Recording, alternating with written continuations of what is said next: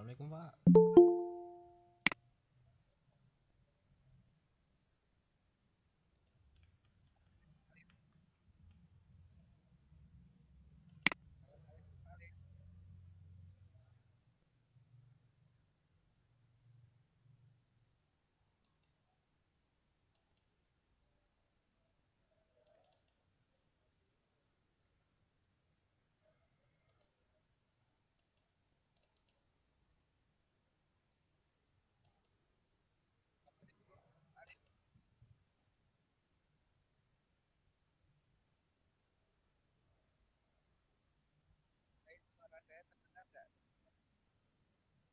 Maaf Pak, belum di mute Pak. Ini, Pak. Di unmute.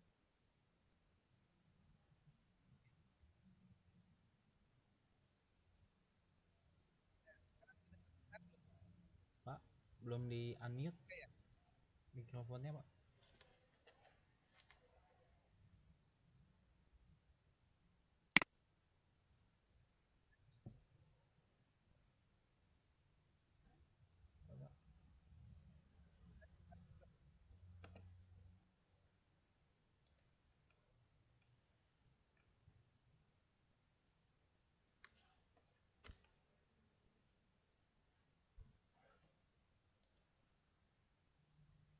Belum Pak. Belum di unmute mikrofonnya Bapak.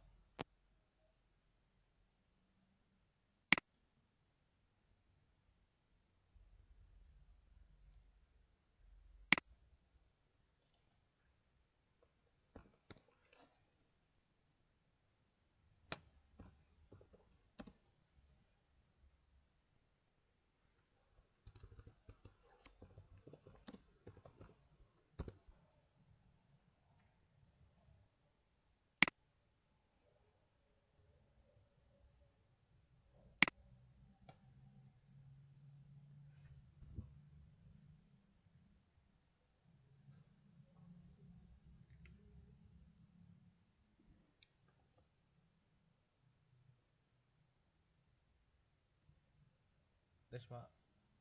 Halo, Assalamualaikum Pak Alif. Waalaikumsalam. Sudah Pak. Sudah terdengar. Nah, kan kedengaran. Sudah Pak. Alhamdulillah. Sudah. Ini Pak Alif di mana? Di kantor? Saya di kampus Pak. Di kampus? Iya Oh Pak. ya. Numpang wifi. Suara saya jelas nggak? Jelas Pak di saya. Yang lain gimana? Jelas ya? Alhamdulillah. Jelas Pak.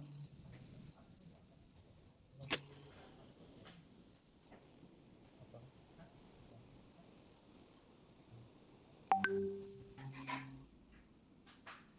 Sudah Pak, mau langsung dimulai saja Pak.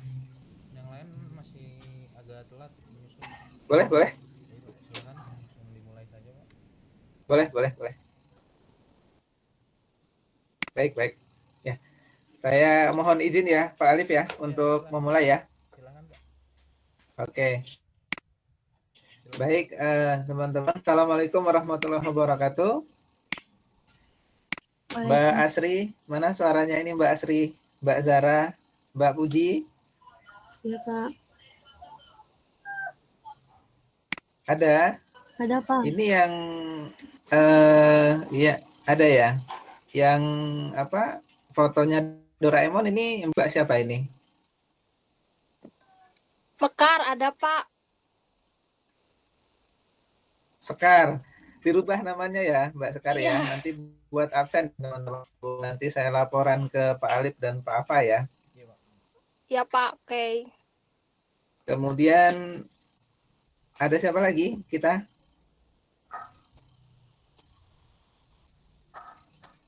Mbak Sekar, Puji, Astri, Mbak Zahra ya. Masih ada yang belum bergabung belum teman-teman?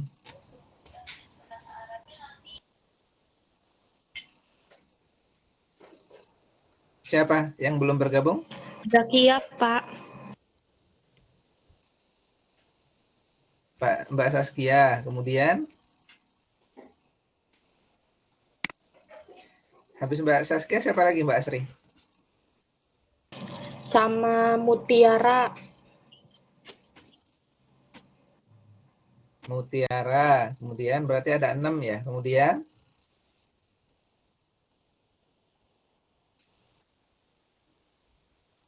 habis Mbak Mutiara, Nggak apa namanya, Pak. oke, nggak apa-apa. Ini kan ada absen ya, teman-teman sekalian ya. Nah, nanti sama kayak minggu kemarin ya, Mbak Asri ya. Nanti Mbak Asri setelah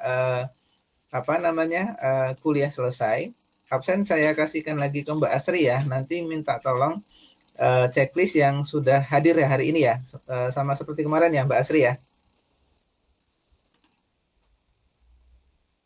Mana absennya sebentar. Ya, ini ya kita itu ya, ada Alfi, ada Andi ya teman-teman. Nah, nanti tolong di checklist ya Mbak Asri ya, sesuai dengan seperti kemarin ya Mbak Asri ya. Iya, Pak.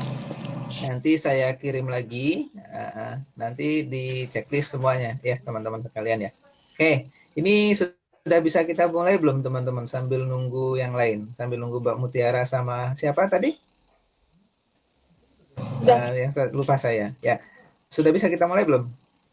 Sudah, Pak. Sudah ya? Oke, kita mulai ya teman-teman semua. Baik, saya buka dulu. Assalamualaikum warahmatullahi wabarakatuh. Waalaikumsalam Selamat warahmatullahi wabarakatuh. ya, selamat Selamat pagi ya teman-teman. Selamat pagi menjelang siang ya teman-teman semuanya. Alhamdulillah ya pada kesempatan hari ini kita dapat bertemu lagi ya teman-teman semua, teman-teman mahasiswaku ya, dalam kita akan membahas yang namanya mata kuliah, yaitu adalah manajemen keselamatan pasien ya, atau MKP ya. Jangan terbalik nanti ya teman-teman, ada MFK, ada MKP nanti ya. Jadi nanti ini tugasnya kita semua ya teman-teman sebagai seorang perawat nantinya ya, dalam menjalankan tugas asuhan keperawatan atau yang berhubungan dengan medis ya teman-teman sekalian tuh ya. Nah, jadi teman-teman, saya kontrak waktu dulu ya teman-teman. Seharusnya kan kita jam 11.20 ya teman-teman. Tapi karena tadi saya kemarin WA Pak Alif dan Mbak Asri tidak ada kuliah di pagi hari, ada baiknya jika dimajukan gitu ya teman-teman. Nah, nanti kita sampai jam 12 ya teman-teman. Nah, nanti teman-teman silahkan istirahat. Nanti jam 1 ada kuliah lagi nggak teman-teman? Ada? Nggak ada, Pak. Oke. Ya, oke teman-teman. Oh, nggak ada. Berarti hari ini cuma satu mata kuliah. Pak. Iya, Pak. Oke. Ya, teman-teman, saya harapkan ya mulai dari sekarang ya teman-teman semua sudah harus bisa menyesuaikan dengan budaya perkuliahan ya teman-teman. Karena budaya perkuliahan itu ya teman-teman itu sangat jauh berbeda dengan yang namanya budaya kita masih di siswa gitu. Nah, kalau di kita SMA, SMP itu namanya siswa ya teman-teman.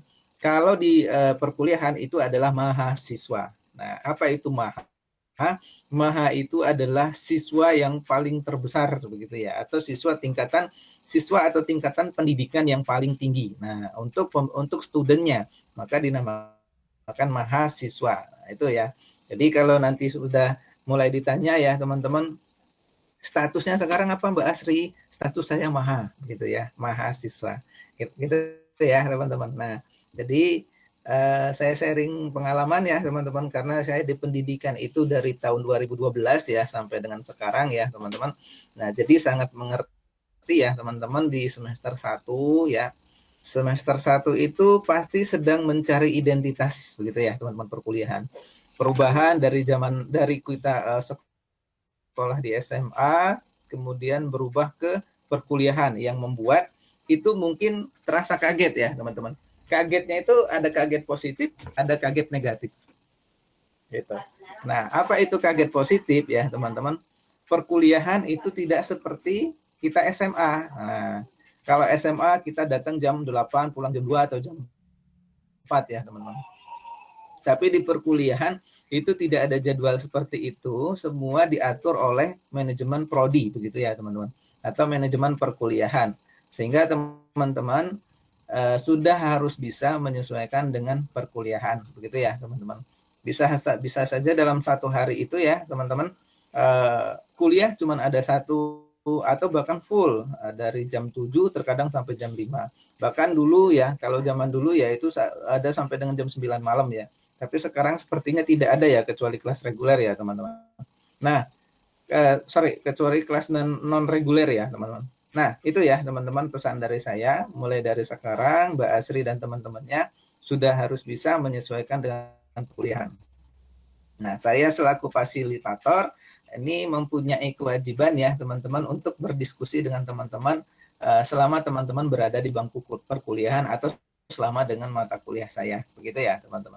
Nanti tidak usah sungkan-sungkan jika ingin bertanya, silahkan ya teman-teman. Nah, oke, Mbak Asri, teman-teman kita masuk di pertemuan kedua. Ini kalau kemarin kita sudah, slide-nya sudah terlihat belum, Mbak Asri dan teman-teman? Sudah, Pak. Tolong saya dikasih tahu sudah belum? Sudah ya? Saya coba jalankan dulu ya. Ini berjalan nggak? Berjalan. Berjalan nggak? Berjalan, Pak. Oke, kalau berjalan. Ya. Oke, alhamdulillah ya. Oke, teman-teman, kita masuk di pertemuan kedua ya, teman-teman. Kalau kemarin kita membahas tentang konsepnya ya, teman-teman. Sekarang kita sudah mulai membahas tentang bagaimana cara implementasi. Nanti teman-teman ini melakukan asuhan keperawatan di rumah sakit ya. Karena teman-teman ini adalah kompetensi ya, dengan D3 nanti berbeda dengan yang namanya S1 atau profesi atau S2 ya teman-teman.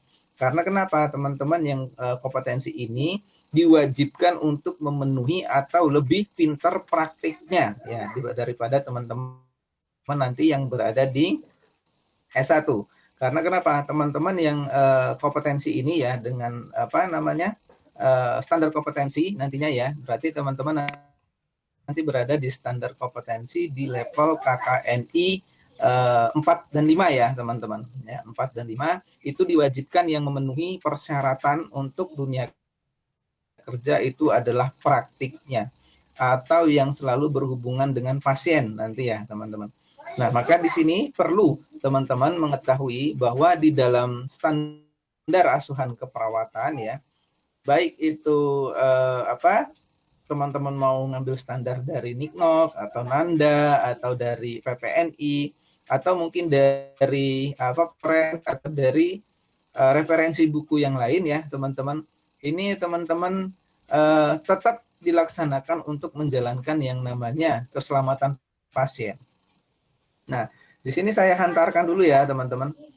Teman-teman itu nanti ketika berhubungan dengan pasien ya teman-teman, itu selalu ya berhubungan dengan yang namanya asuhan keperawatan atau asuhan medis. Contoh, ada pasien dekubitus, ya kan? Contoh lagi, ada pasien diabetes mellitus. Kemudian ada pasien jantung. Kemudian ada pasien gangren. Nah, gangren itu apa, teman-teman? Gangren itu adalah penyakit diabetes mellitus ya. Ketika dia seseorang tersebut lukanya itu susah sembuhnya, teman-teman. Nah, karena apa? Sudah ada bakteri atau kuman yang namanya si kuman itu namanya gangren. Maka dinamakanlah penyakitnya dekubitus tersebut, diabetes mellitus tersebut dengan gangren. Nah, itu ya salah satunya. Nah, itu perlu memenuhi standar dan langkah keselamatan pasien di dalam melaksanakan asuhan keperawatan. Nah, itu ya. Jadi banyak nanti kasus penyakit yang akan kita temukan ya teman-teman di rumah sakit atau teman-teman nanti di puskesmas atau mungkin teman-teman nanti di wilayahnya klinik ya atau di klinik kecantikan ya, enak ya kalau kerja di kecantikan ya teman-teman. Nanti bisa teman-teman coba menjadi referensi ya nanti perawat kecantikan ya. Nanti rata-rata teman-teman saya yang berada di kecantikan ya di perusahaan kecantikan atau di klinik kecantikan itu yang tadinya laki-lakinya jadi kucel, yang tadinya laki-lakinya kucel bekerja di sana jadi ganteng, teman-teman. Begitupun perempuan. Ya, perempuan yang tadinya bukan tidak cantik ya, teman-teman, kucel, anggaplah belum bisa make up ya, teman-teman. Nanti setelah di sana bisa jadi make up. Itu salah satu keuntungannya ya, teman-teman. Nah, kemudian semua itu ya, teman-teman, itu membutuhkan yang namanya keselamatan pasien. Nah, oke, kita antarkan dulu ya, teman-teman. Nah, ini ada pengantar ya. Tolong diperhatikan. Di sini itu ada 6 tujuan keselamatan pasien. Sebelum nanti saya bahas standar-standarnya, langkah-langkahnya, baik itu di rumah sakit dan puskesmas, atau di pusat ya, atau di pemerintahan. Nah, ada tujuan yang harus kita ketahui. Nah, tujuan keselamatan pasien ini ya, ada 6 tujuan, yang mana tujuan pertama itu ya, teman-teman ini nanti diminta pintar-pintar melakukan yang namanya identifikasi. Nah, apa identifikasi? Itu adalah pengenalan ya. Pengenalan apa? Itu adalah baik itu pengenalan terhadap pasien, status pasien, tanda dan gejalanya, kemudian bahaya-bahaya yang didapatkan oleh tindakan medis tersebut. Nah, contohnya apa di sini ya? Itu ada teman-teman harus mampu mengidentifikasi nama pasien. Ya, di sini ya, identifikasi nama pasien. Nah, kenapa nama pasien itu harus diidentifikasi? Nah, contoh saya kasih contoh. Misalkan nanti Mbak Asri, Mbak Zara ya, ini nanti sudah menjadi seorang perawat profesional. Di ruangan itu tidak hanya ada satu orang pasien. Mungkin satu ruangan, anggaplah Mbak Asri di ruangan rawat inap Mawar ya, nanti Mbak Zara di ruang rawat inap Melati, itu ada beberapa bed, bahkan lebih dari 10 bed ya. 10 bed itu biasanya diisi oleh oleh pasien yang mendapatkan perawatan. Maka teman-teman harus mampu mengidentifikasi apa. Yang pertama itu yang harus diidentifikasi ya, itu adalah statusnya pasien. Ya, setelah status pasien, keluhan pasien. Setelah keluhan pasien, apalagi yang harus kita identifikasi, itu ada yang namanya diagnosa pasien. Nah, disinilah yang namanya identifikasi nama itu penting sekali dilakukan sebagai seorang perawat. Ya, misalkan di ruangan Bangsal Mawar, tadi ya ruangan A, itu untuk pasien inspeksi paru-paru. Nah, berarti nanti ketika ada pasien masuk dari IGD ya, teman-teman semua, misalkan Mbak Asri nanti serah terima ya pasien dari IGD, yang dari IGD anggaplah Mbak Zara. Mbak Zara mengantarkan pasien dari IGD ke ruangan Bangsal Mawar tadi ya. Nah, ini kita harus tahu dulu diagnosanya apa. Ya, kalau diagnosanya pasien tersebut itu adalah inspeksi paru-paru, berarti kita masukkan ke ruangan A. Tapi kalau seandainya bukan inspeksi paru-paru, jangan kita masukkan ke ruangan A, masukkan ke ruangan umum misalkan. Karena kenapa? Kalau inspeksi paru-paru ya, resiko untuk terjadi penularan terhadap pasien-pasien yang lain itu tinggi. Nah, ini salah satunya ya teman-teman semua. Kenapa di tujuan pertama ini harus pintar-pintar melakukan identifikasi. Nah, tujuannya itu adalah untuk menghindari resiko komplikasi pada pasien, itu pertama. Yang kedua, untuk mencegah terjadinya setelah dapat resiko itu adalah lamanya perawatan pada pasien. Nah, di sini teman-teman nanti pasti akan diajarkan di manajemen keperawatan ya, teman-teman. Nanti di manajemen keperawatan itu ketika pasien masuk ya, misalkan diagnosanya belum kita ketahui. Kemudian setelah dilakukan pemeriksaan, cek sito, cek laboratorium dan segala macam, wah ini pasien DBD Pak, oke, nah diantarkan ditransfer ke ruangan Mbak Asri tadi, ruang Melati tadi ya, nah ruang Mawar tadi.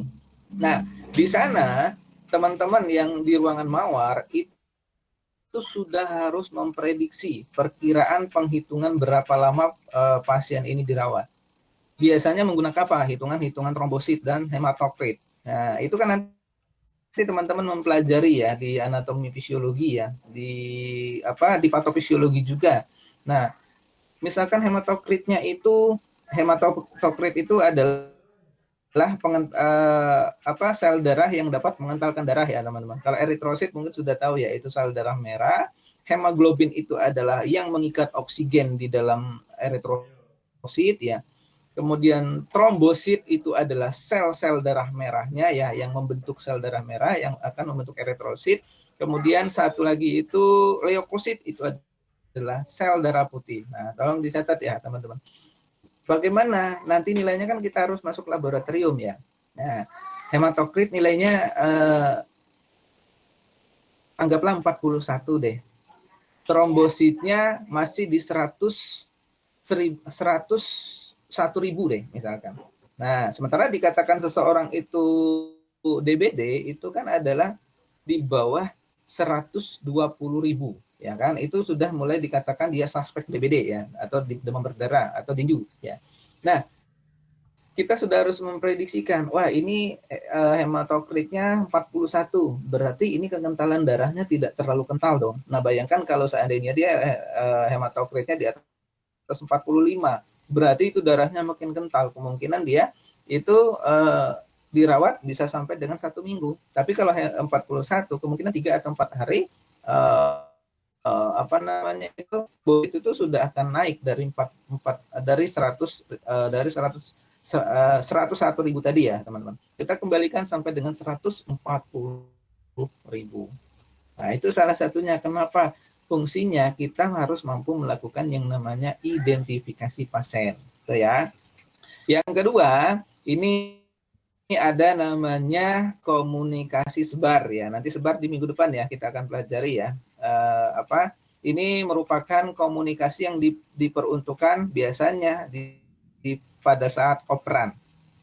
Nah, misalkan salah satu contoh ya, Mbak Asri akan mentransferkan pasien ke Mbak Zaskia.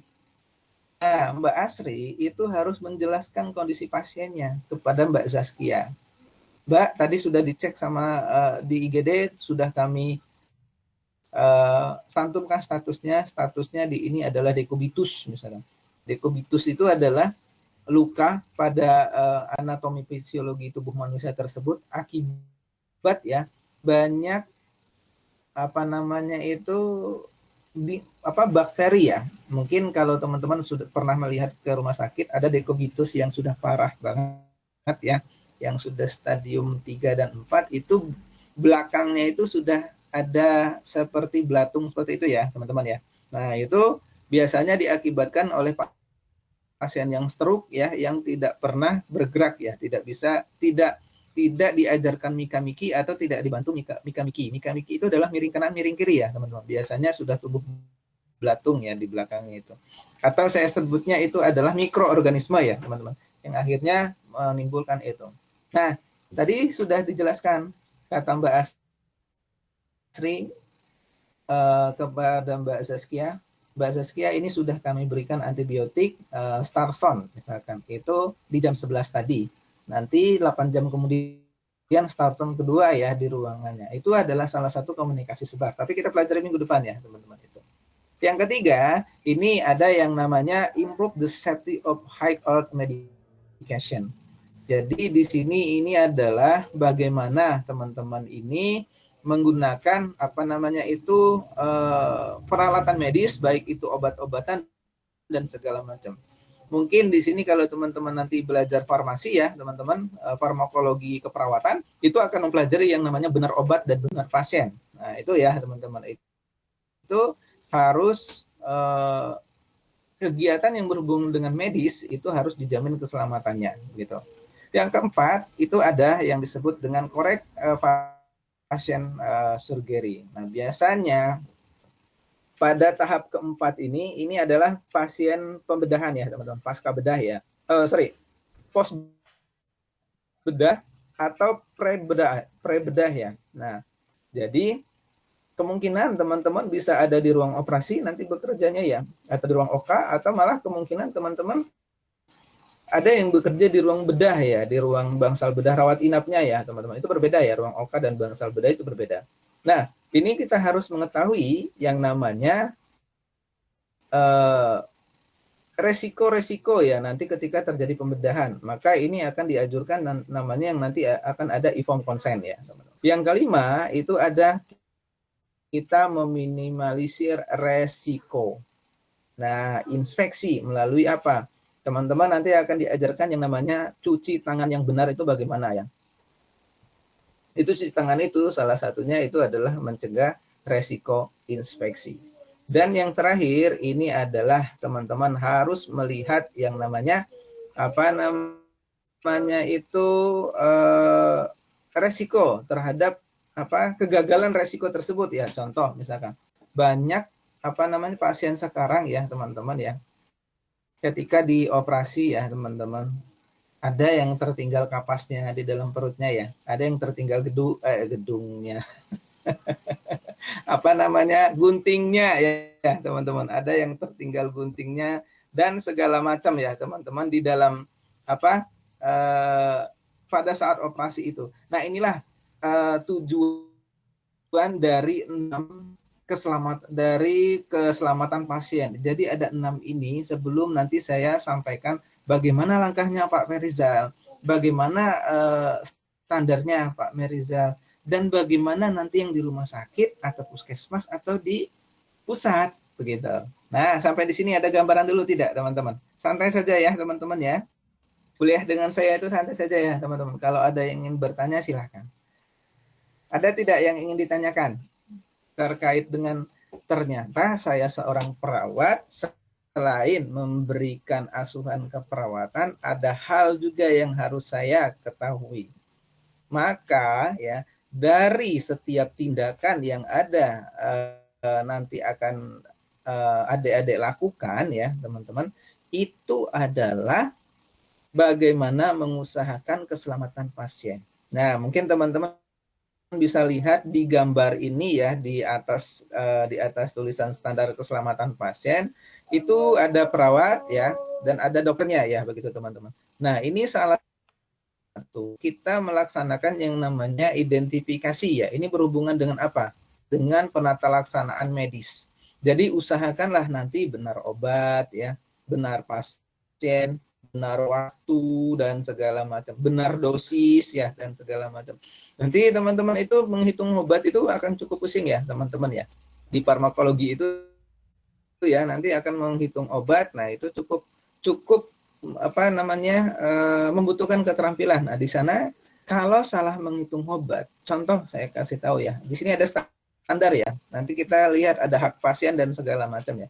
Standar ya misalkan dalam keselamatan pasien itu dosis untuk dewasa sama dosis untuk anak-anak itu kan berbeda ya teman-teman. Anggaplah kita pemberian oksigen saja deh. Kalau dosis untuk dewasa terkadang kita langsung 5 liter ya kan dalam satu menit ya teman-teman di tabungnya itu. Jadi itu melalui proses penghitungan loh teman-teman. Gitu ya. Nah, untuk anak itu sampai dengan 2 liter itu melalui perhitungan ya teman-teman. Nanti akan ada di farmakologi. Nah, inilah yang disebut dengan standar-standar keselamatan pasien. Jadi di samping teman-teman membuat asuhan keperawatan, ada yang namanya keselamatan pasien yang ini nanti juga dibutuhkan. Karena kenapa? Di sini saya bukakan dulu whiteboard ya. Bentar, saya bukakan dulu whiteboard.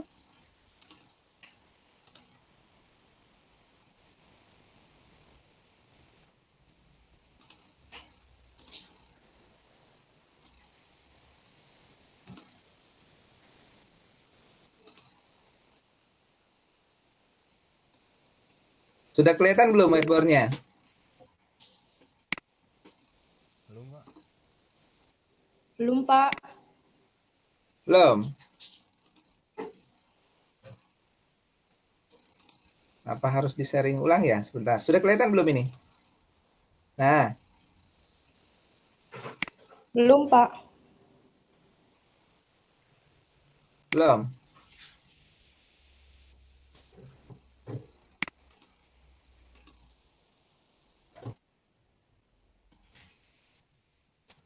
Ini sudah belum? Belum, Pak. Belum ya? Belum. Sebentar.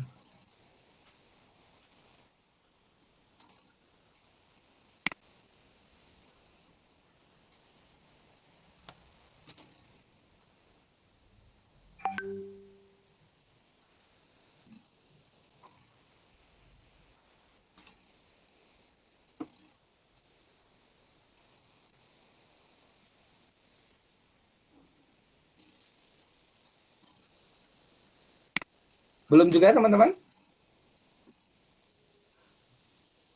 Belum, Pak. Sebentar kok tidak bisa ya, sebentar.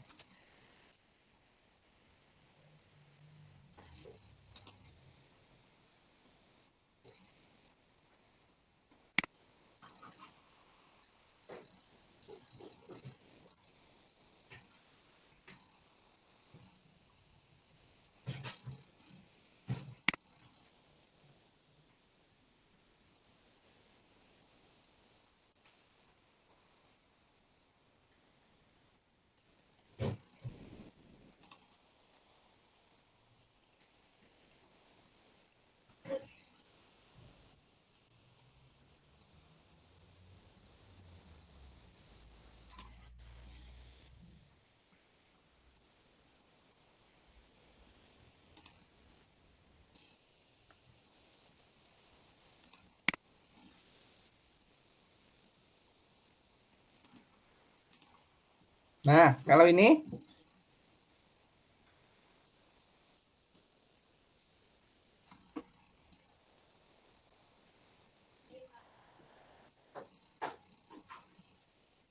Ya. Sudah, Pak. Di saya muncul, Pak. Yang lain. sudah ya. Nah, ini Iya, Pak. kelihatan belum teman-teman yang lain? Sudah, Pak. Oke, kelihatan ya. Nah, di sini, oke. Nah, ini ada yang namanya keselamatan pasien ya, teman-teman. Ini saya urutkan dulu, mundurkan. Nah, ini ada yang namanya keselamatan pasien. Jadi, kenapa perawat diminta melakukan yang namanya keselamatan pasien terkait dengan nanti standar ya? Itu adalah yang pertama ya, teman-teman. Ini nanti berhubungan dengan yang namanya mutu rumah sakit ya. Mutu RS. Nah, biasanya ini disingkat dengan apa namanya manajemen mutu dan keselamatan pasien ya. Nah, biasanya disingkat seperti ini. Manajemen mutu dan keselamatan pasien ya. Nah, MKP ya. Nah, manajemen mutu dan keselamatan pasien. Jadi, untuk melaksanakan penata laksanaan manajemen mutu ini ya, teman-teman. Teman-teman harus dibekali salah satunya itu adalah keterampilan asuhan keperawatan ya. Nah, di sini ada yang namanya ASKEP ya. ASKEP ya. Nah, ASKEP ini untuk mendampingi keselamatan pasiennya itu akan didampingi dengan yang namanya regulasi ya teman-teman. Regulasi tidak akan saya ajarkan dulu ya teman-teman di Permenkes nomor 11 tahun 2017 itu tidak akan saya ajarkan dulu ya. Nanti teman-teman ngambil secara pelatihan ya teman-teman. Nah, di sini ada yang namanya standar ya. Kemudian ada yang namanya saya kasih spasi dulu. Standar, ada yang namanya sasaran ya. Nah, saya kasih spasi lagi. Nah, ada yang namanya standar sasaran langkah. Nah, ini dia. Ada berapa Rizal standarnya itu ada 7 standar ya, teman-teman. Ada 7 standar, kemudian itu ada 6 sasaran ya. Langkahnya pun itu ada 7 langkah. Nanti kita lihat ya teman-teman masing-masingnya ini. Nah, sehingga kok hilang. Nah, ini ya teman-teman. Sehingga ASKEP tersebut akan menjadi terjamin mutunya yang melalui yang namanya langkah standar pasien ini ya. Standar sasaran langkah keselamatan pasien ini. Sehingga mutu rumah sakit ini ya teman-teman. Nah, mutu rumah sakit ini dapat tercapai. Nah, kenapa Pak Mirizal harus ini yang diutamakan ya teman-teman? Karena kita ya, populasi kita perawat itu adalah populasi paling terbanyak di rumah sakit. Nah, oke, populasi paling terbanyak itu adalah perawat. Daya jual rumah sakit itu adalah dokter. Nah, mungkin teman-teman ya rumah sakit pernah mendengar rumah sakit itu mengutamakan yang namanya pelayanan mata, atau di rumah sakit di situ mengutamakan yang namanya kesehatan ibu dan anak. Itu semua mempunyai perawat, ya. Itu semua mempunyai dokter. Nah, maka di sanalah perawat dan dokter dituntut untuk menjalankan standar pelayanan minimal. Nah, namanya SPM, ya. Dituntut untuk menjalankan standar pelayanan minimal. Nah, disinilah tugas beratnya seorang perawat dan dokter. Harus menjamin yang namanya keselamatan pasien. Karena apa? Nanti berhubungan dengan apa? Satu, ya, saya catatkan di sini. Citra rumah sakit, ya. Kemudian tingkat kepuasan pasien. Yang ketiga itu adalah kepercayaan masyarakat.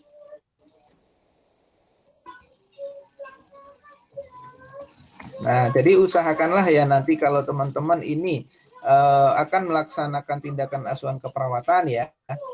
Nah, sebenarnya bukan keselamatan pasien saja ya. Itu nanti ada etika perawat ya nanti itu. Kemudian itu ada keterampilan perawat. Misalkan Mbak Asri nanti di spesialis bedah misalkan ya.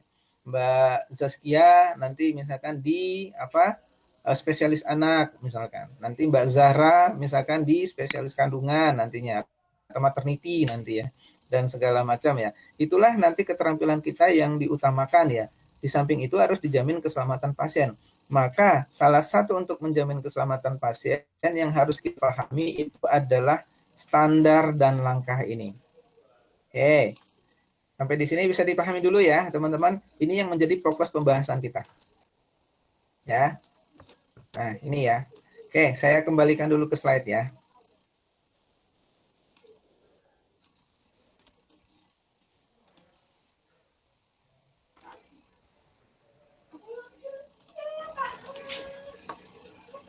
Nah, ada yang mau ditanyakan nggak sampai di sini?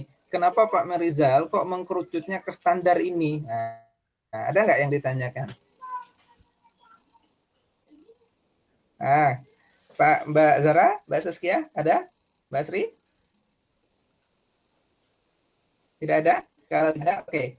Ini dia teman-teman 7 standar yang saya masuk tadi ya teman-teman. Nah, maaf, ini dia 7 standar yang saya maksud tadi. 7 standar ya tadi ya. Mohon maaf jika terbalik di di whiteboard tadi ya. Kalau tidak salah itu 7 ya. Nah, pertama yang harus kita lakukan itu adalah hak pasien ya. Kita lihat hak pasien. Ingat ya, standar dalam keselamatan pasien itu ada 7. Nah, langkahnya nanti kita bahas. Kita standarnya dulu. Pertama, itu adalah hak pasien. Nah, di sini yang harus teman-teman jamin terkait dengan hak pasien, ini adalah pertama ya, itu teman-teman harus mendapatkan, pasien itu harus mendapat informasi. Informasi apa di sini terkait itu rencana tindakannya Mbak Asri ya. Terkait itu nanti diagnosa pasien, terkait itu nanti hasil dari tindakan atau hasil dari laboratorium dan segala macam. Maka dari sini ya teman-teman ini harus dilakukanlah yang namanya keselamatan pasien ini, hak pasien ini harus diutamakan gitu ya teman-teman. Inilah yang disebut dengan keselamatan pasien. Hak pasien itu harus diberikan. Sebenarnya terkait dengan informasi ini adalah semua hal ya teman-teman. Seperti ini. Nah, ya ini adalah semua hal ya teman-teman. Nanti kriteria nanti saya bahas di minggu depan ya kriterianya. Kita bahas dulu standarnya sekarang. Nah, ini adalah setiap tindakan yang akan Mbak Asri lakukan. Misalkan, Pak, kami mau lakukan yang namanya pemasangan injek. Pemasangan infus misalnya. Pasien berhak mendapatkan pengetahuan terkait apa yang akan nanti Mbak Asri atau teman-temannya lakukan. Nah, maka di sini diperlukan yang namanya informasinya pertama yang harus dilakukan yang namanya informed consent, gitu ya, teman-teman. Nah, bagaimana caranya? Ya berarti Mbak Saskia dan teman-teman ini harus memberikan, Pak, perkenalkan, atau Ibu, perkenalkan. Nama saya Zaskia, saya perawat di rumah sakit A. Saya dinas hari ini di jam 7 sampai di jam 2. Jadi pada jam 8 ini saya akan memberikan pemasangan infus. Infus yang akan saya pasang itu adalah ringal laktat atau RL ya. Fungsinya itu adalah memberikan cairan elektrolit. Karena dari kemarin Ibu itu BAB-nya encer ya, atau Ibu atau Bapak itu sudah mulai mengalami kekurangan cairan dan elektrolit. Maka di sini akan saya berikan yang namanya infus RL. Apakah Ibu bersedia? Nah, itu salah satunya, teman-teman. Hak pasien yang harus didapatkan. Informasi terkait rencana tindakan yang akan diberikan. Gitu. Ya, ini yang namanya hak pasien. Kemudian, yang kedua, itu ada yang namanya mendidik pasien dan keluarga. Ini hak yang kedua. Ya. Jadi hak yang kedua, ya, hak yang kedua, oke, ya, oke, sebentar ya teman-teman ya.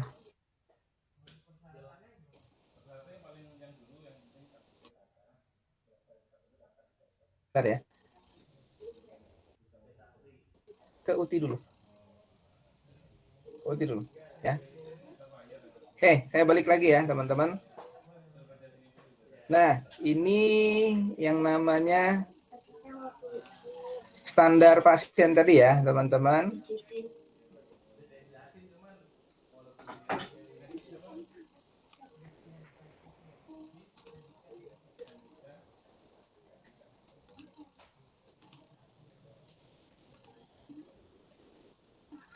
Nah, oke, berarti di sini ada keterampilan kita sebagai seorang perawat mendidik pasien dan keluarganya. Nah, apa yang harus kita didik di sini ya, teman-teman? Ini mendidik terkait beberapa hari ya, teman-teman yang merawat pasien tersebut. Contoh, di sini kan dijelaskan, pelayanan kesehatan harus mendidik pasien dan keluarganya tentang kewajiban dan tanggung jawab pasien dalam asuhan pasien. Nah, disinilah tanggung jawabnya kita sebagai seorang perawat harus memberikan pendidikan. Contoh, kan pagi-pagi pasien itu kan harus dibersihkan personal hygiene-nya ya, teman-teman ya. Nah, maka dari sini teman-teman wajib mendidik Bapak Ibu sekalian, ini keluarga pasien Tuan A mana ya? Saya Pak, kata si keluarganya. Di sini tugasnya Mbak Zaskia atau Mbak Zara atau Mbak Asri. Bu, saya didik sebentar ya, saya edukasi sebentar ya Ibu ya. Iya, kata si ibunya. Ini kan setiap pagi, ini kan Ibu harus dibersihkan personal hygiene-nya ya, teman-teman. Nah, maka saya ajarkan untuk mengelap atau memandikan pasien itu nanti jangan di kamar mandi, cukup di kasur saja, tetapi dengan air hangat. Nanti saya berikan air hangatnya. Nah, itu salah satu contoh mendidiknya ya, teman-teman. Kemudian terkait dengan obat-obatan. Ibu Bapak, ini ada obat misalkan saya anggap analgesik ya. Apa ya, misalkan mereknya, saya sebut merek nggak apa-apa ya teman-teman, misalkan ibuprofen misalkan. Ibu, ini ada ibuprofen ya, ini ibuprofen obat ini fungsinya ini meredakan nyeri ya pada kepala ibu pasien tersebut.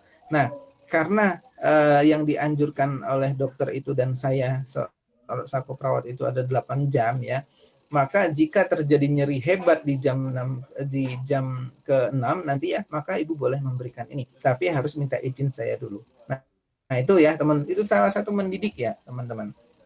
Keluarga pasien. Jadi keluarga pasien ya teman-teman berhak mendapatkan yang namanya pendidikan terhadap tindakan-tindakan yang akan kita sampaikan kepada pasien.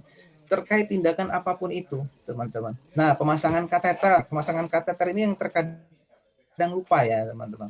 Ini Kalau sudah dipasang, kalau akan dipasang kan itu perawat yang melakukan. Terkadang kan pembuangan urinnya ya, itu kita bisa didik keluarganya. Bu, di sini namanya ini ada namanya urin bag. Ya. Urin bag itu mungkin teman-teman pernah lihat selang kateter ya. Nah di bawah kateter itu ada yang namanya urin bag atau penampungan urinnya sementara. Nah, Ibu, di sini ada urin bag. Nah, urin bag ini kapasitasnya 500 mg ya. 500 mg ya, teman-teman. Nanti ketika sudah 500 gram ya, teman-teman. Kalau 500 mg terlalu kecil ya. 500 gram nanti 500 cc atau 500 gram nantinya jika sudah penuh ya Bapak Ibu sekalian tolong dibuang dengan cara apa? Ini dibuka klipnya nanti dibuang ke kamar mandi. Nanti dipasang lagi. Nah, itu ya teman-teman, itu salah satu mendidik keluarga pasien. Jadi intinya di standar nomor 2 ini ya teman-teman, semua tindakan di luar medis ya itu bisa dilakukan dengan pendidikan kepada pasien atau keluarga pasien. Seperti pembuangan urin, itu tidak mesti harus dokternya, tidak mesti harus perawatnya. Kita bisa didik si pasien tersebut. Ini salah satu contoh ya yang harus kita berikan dalam mendidik pasien tersebut. Oke, ini standar nomor 2 ya teman-teman. Ingat tujuannya tadi kan rumah sakit harus memberikan SPM ya. SPM itu adalah standar pelayanan minimal, ditujukannya karena ujung tombaknya karena jantungnya rumah sakit perawat, maka perawat wajib memberikan yang namanya langkah-langkah atau standar-standar keselamatan pasien. Oke, sampai 2 standar ini ada yang bingung? Ada? Monggo jika ada Mbak Sri dan teman-teman yang lain.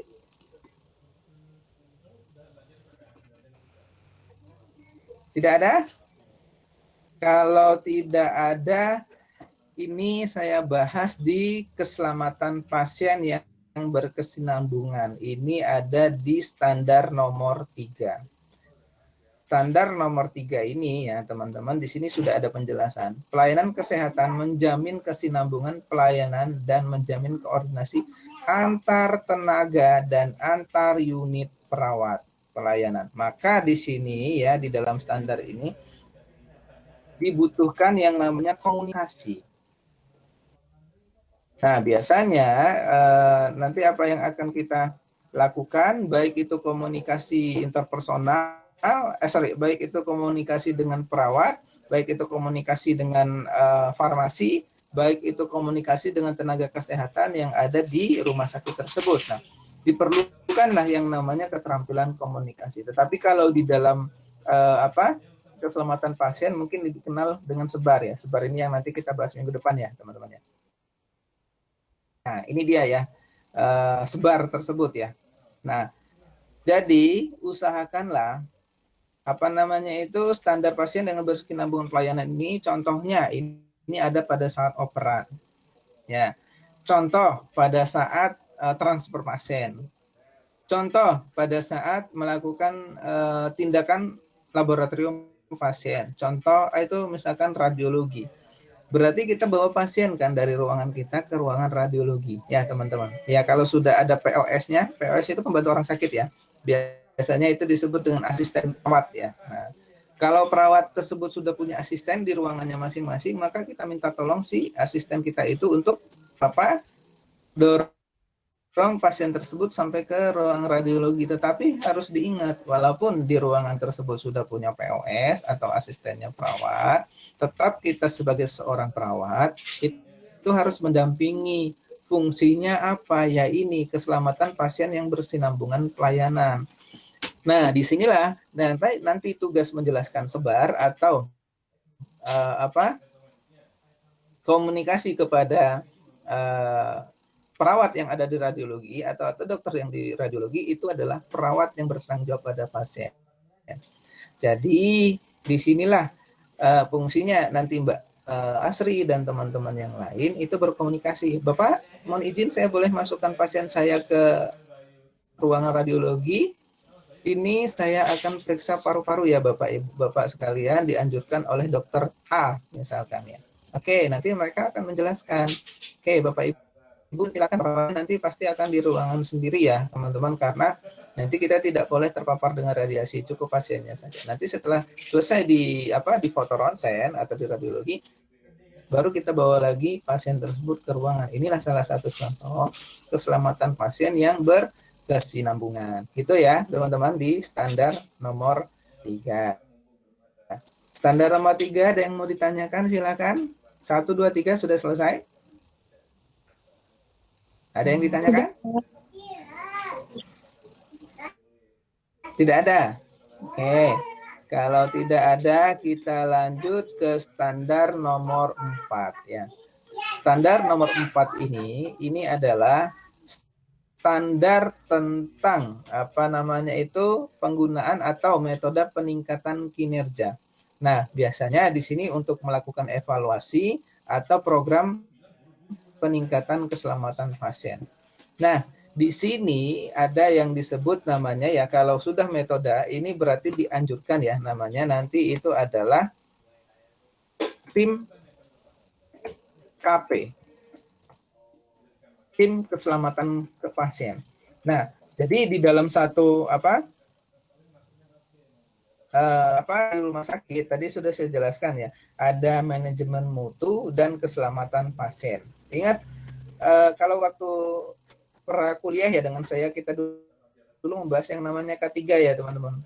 Keselamatan pasien ini jauh sekali dari K3 ya teman-teman. Ini adalah mutunya rumah sakit atau mutunya pelayanan keperawatan. Nah, jadi ada tim KP ya, tim KP ini tim keselamatan pasien yang ditunjuk oleh Komite Keselamatan Pasien. Nah, komite tersebut mandatori melalui Permenkes nomor 11 tahun 2017. Itu tidak usah dihafalkan dulu ya, teman-teman. Nah, misalkan kok ketua komitenya saya, Mbak Asri ada di Bangsal A, Mbak Zaskia Zahra ada di Bangsal B, maka saya mendelegasikan kepada adik-adik sekalian untuk membuat tim keselamatan pasien. Biasanya di dalam satu bangsal itu ada tim keselamatan pasien. Kenapa? Yang ditunjuk itu adalah misalkan Mbak Asri. Mbak Asri inilah yang nanti menjelaskan kepada rekan-rekannya, membuat metode-metode, SOP, langkah-langkah, standar-standar, sasaran keselamatan pasien yang nanti disosialisasikan kepada rekan-rekan perawat yang lain. Rekan-rekan perawat yang lain di sana ada siapa Pak Merizal? Nah, pertanyaan seperti itu mungkin ya.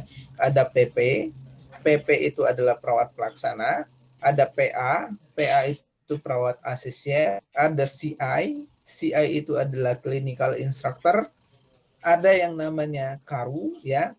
Kemudian di sana lagi nanti akan ada, kalau seandainya rumah sakitnya sudah bagus, itu akan ada asisten perawat. Nah, asisten perawat ini biasanya diambil dari lulusan-lulusan SMK keperawatan atau SMK kesehatan ya, teman-teman. Nanti untuk membantu perawat dalam melaksanakan metode-metode dalam peningkatan kinerja melalui peningkatan keselamatan pasien. Program-programnya ini ada banyak ya, teman-teman seharusnya. Salah satu program yang mungkin teman-teman ketahui itu adalah program pencegahan penyakit infeksi ya. Nah, sebenarnya penyakit infeksi itu ada regulasi sendiri lagi ya teman-teman, karena ini ya berhubungan dengan keselamatan pasien. Ini contoh misalkan pada saat tadi ada di goals yang ketiga ya, di goals ketiga atau keempat tadi ada surgery. Surgery itu kan berhubungan dengan bedah ya teman-teman, bedah dan membedah, perawatan pasca bedah atau perawatan prebedah ya teman-teman. Di sana kita harus jamin yang namanya program-programnya. Salah satunya pencegahan infeksi. Nah, di sana kan teman-teman sudah tahu ya kan, sebelum berhubungan. Saya tanya dulu di sini.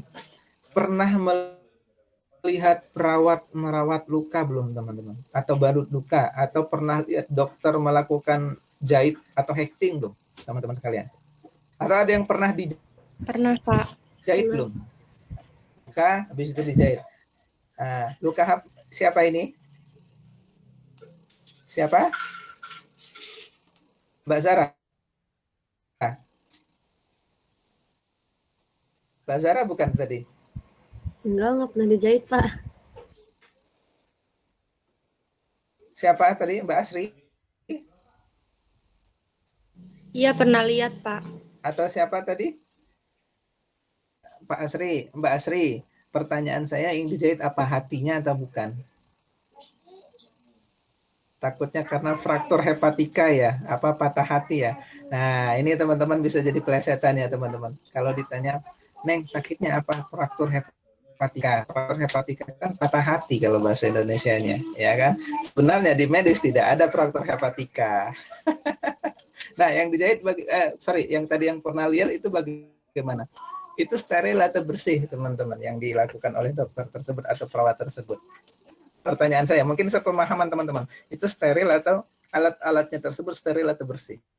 Mungkin yang pengetahuan teman-teman sekalian saja. Steril. Steril, Pak. Jelas. Kenapa dia steril? Bisa jawab nggak kira-kira kenapa dia steril? Ya kalau nggak steril kan banyak itunya Pak, bakteri atau kuman. Ya, bersih ya. Bersih, Kan bersih itu kan belum tentu steril kan? tentu menjamin Iya. tidak ada kuman. Benar. Iya. Benar. Oke. Ini Mbak Mekar ya, Mekarsari ya. Nah, bersih Iya Pak. belum tentu menjamin tidak ada bakteri atau mikroorganisme di alat Hecting tersebut. Maka yang harus dianjurkan untuk berhubungan dengan sel manusia itu adalah steril. Nah, steril sudah pasti dijamin sudah melalui yang namanya sinar UV dan pensterilan melalui alat sterilisasi di ruangan kita ya. Nanti teman-teman pasti harus paham ya alat steril ya. Saya dulu paham alat steril itu ketika sudah kerja. Zaman kuliah dulu karena tidak dapat praktek sterilisasi ya teman-teman. Berapa orang hadir? Saya paham itu adalah pas zaman kerja ya, sudah menjadi perawat profesional, baru saya mengikuti pelatihan sterilisasi alat ya. Sterilisasi alat, nah itu ternyata kita harus melihat ada bakteri atau tidak di sana, nanti kelihatan melalui sinar UV dan segala macam. Nah, setelah sterilisasi saya dapat, saya naik ke CSSD. CSSD itu adalah apa namanya center steril ya, di apa namanya itu intinya sentral pusat sterilnya di rumah sakit ya, begitu ya, CSSD. Nah, itu semua alat yang ada dari ruangan ya itu diambil oleh ruangan tersebut, termasuk saya mentransferkan alat ke sana. Nah, itu salah satu ya teman-teman kenapa luka itu harus steril. Asal jangan fraktur hepatika ya Pak Sarah, itu tidak ada obatnya kecuali move on ya. Kalau udah move on, baru terobat luka hatinya. Tapi kalau nggak move on, tidak akan terobati. Nah, itu ya, Mbak Mekarsari, Mbak Asri. Nah, oke. Tapi ingat, nanti jangan bikin diagnosa fraktur hepatika juga. Ya, tidak ada fraktur hepatika itu ya. Yang namanya itu adalah sirosis hati. Tahu teman-teman sirosis hati? Pengerasan pada hati. Nah, teman-teman nanti akan mempelajari itu di medical bedah itu ya, ada sirosis hati. Ciri-ciri orang sirosis hati itu bagaimana ya? Nah, itu biasanya si hatinya kan sudah tidak bisa menawar racun lagi ya, teman-teman di sana, otomatis dia sudah jadi, kalau si hati tidak bisa menawar racun, kemungkinan seluruh tubuh itu menjadi sianosis nantinya. Berarti sudah keracunan di seluruh tubuh. Sianosis, sepsis ya teman-teman. Sianosis itu kekurangan oksigen. Maaf, saya ralat. Sianosis adalah kekurangan oksigen. Sepsis itu adalah sudah tercampurnya bakteri di seluruh tubuh. Bahkan kemungkinan sudah toksik di seluruh tubuh manusia tersebut. Nah, akhirnya apa? Ya, kita bisa lihat dari konjungtivanya ya. Konjungtiva itu yang ini ya teman-teman ya. Nah, dilihat itu adalah anemis atau tidak. Jangan dilihat bola matanya. Nanti dilihat bola matanya, di matamu ada kamu, ada aku, gitu. Nah, itu ya, dilihat konjungtivanya sudah anemis, sudah ikterik, dan segala. Ada siapa? Ada pelatih. Ya, itu ya, teman-teman. Oke, itulah salah satunya kenapa ya di dalam standar 4 itu ya, kita dibutuhkan yang namanya membuat metode-metode. Tadi metodenya tadi itu adalah, nah bagaimana Mbak Asri, Mbak Mekarsari dan teman-teman lain ini membuat SOP terkait dengan kalau ada perawatan pasca bedah, ya diusahakan SOP untuk mencegah infeksi bagaimana. Berarti nggak boleh steril, nggak boleh bersih dong, nah, harus steril dong. Nah itu nanti teman-teman sebagai perawat perawat profesional di ruangan. Oke, ada yang mau ditanyakan di sini? Ini slide-nya masih kelihatan nggak teman-teman? Kelihatan, Pak. Oke, sekarang kita masuk standar 5 ya. Standar 5-nya sudah kelihatan belum? Sudah, Pak. Standar 5, sudah ya.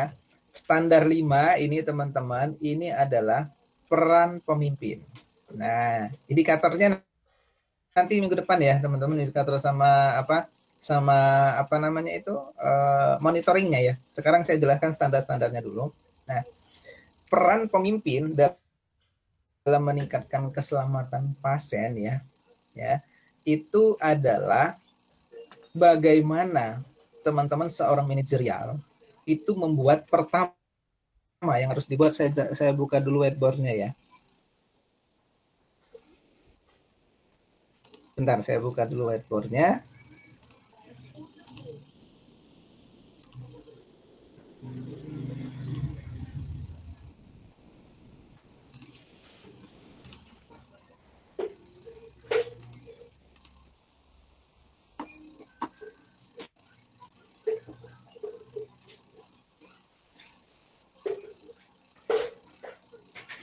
Nah, udah kelihatan belum?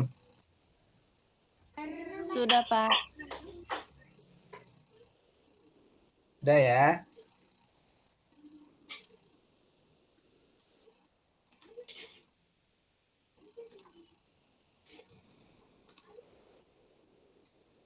Ini saya hapus dulu ya, teman-teman ya, yang ini ya.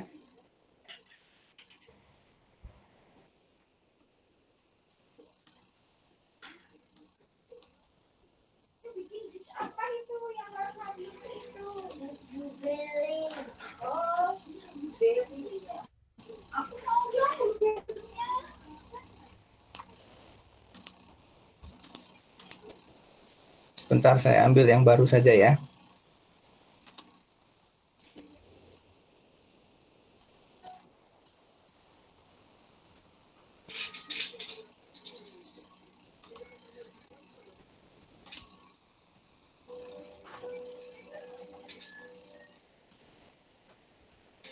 Barangkali mau sambil bertanya, saya persilakan ya teman-teman. Saya sambil ambil yang baru. Ini laptopnya sepertinya agak lemot ya.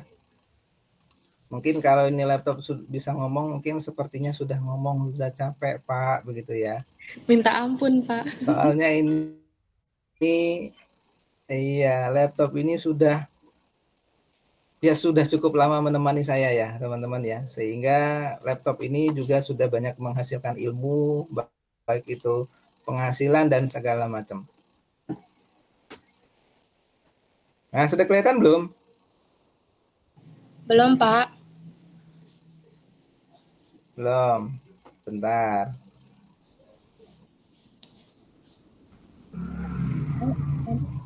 Kalau ini? Udah, Pak. Sudah, Pak. Udah ya? Oke.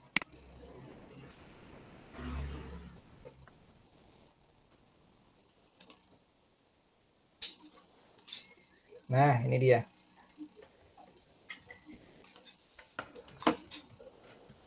Standar 5 tadi ya. S5 ini tentang manajemen. Tulisannya udah kelihatan belum?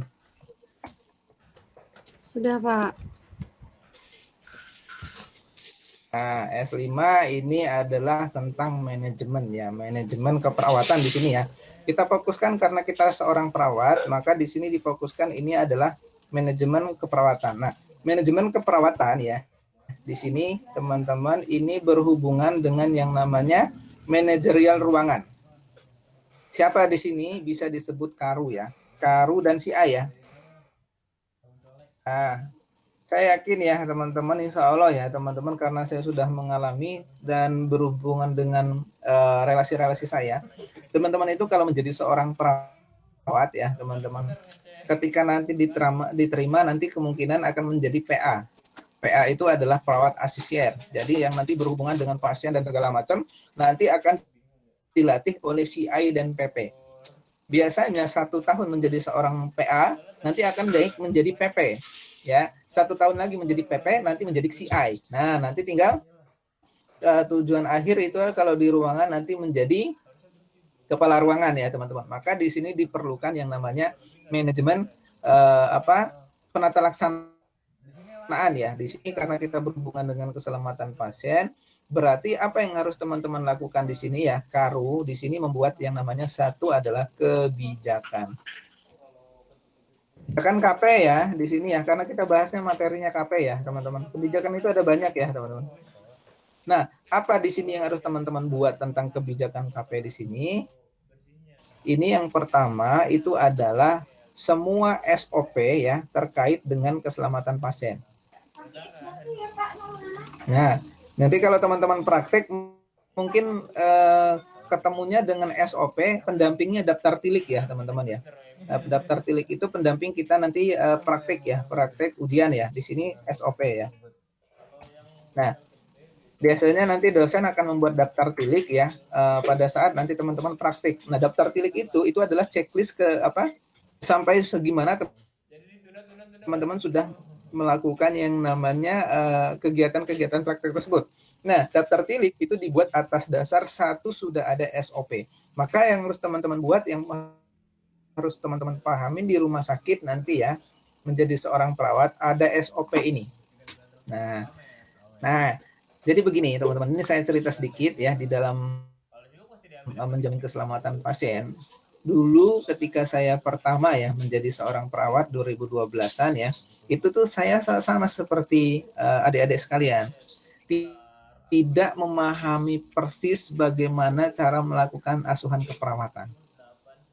Kalau di kuliah kita dapat ya, Tapi setelah praktek itu berbeda nanti dengan teori, teman-teman. Setelah apalagi sudah kerja ya. Waktu itu saya masih ingat, saya diminta untuk memberikan yang namanya NGT. Ya, NGT itu apa namanya? Nasal tube ya, teman-teman ya. Nasal gastrointestinal tube yang di ada selang yang dimasuk ya, yang hidung masuk ke lambung. Ya, dari hidung sampai ke lambung ya, teman-teman. Ya. Dari hidung sampai ke lambung. Nah, itu fungsinya kan itu untuk apa? Bisa untuk memberikan nutrisi, yang kedua bisa untuk mengecek cairan lambung. Nah, saya tidak mengerti. Maka apa di sana yang saya lakukan? Saya tanya ke Teh Perna. Nah, tersebut akhirnya namanya ya, kepala ruangannya namanya Perna dulu ya. Teh, saya belum bisa NGT, SOP NGT mana ya Teh? Ada di lemari Ri, katanya ya kan. Nah, itu ambil, cari. Nah, carilah SOP NGT tersebut. Itulah salah satu kita dalam menjamin keselamatan pasien. Saya seorang manajemen misalkan, atau Teh Perna tadi sebagai seorang manajemen menginformasikan kepada teman-temannya atau rekan bawahannya itu bahwa semua SOP itu sudah dilakukan. Ada SOP silahkan dibaca, kalau masih tidak bisa juga kita dampingi bersama. Itu fungsinya manajemen. Nah, setelah SOP selesai, barulah di sini teman-teman melakukan implementasi.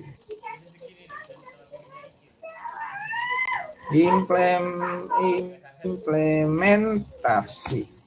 Oke, inilah salah satu manajemen KP.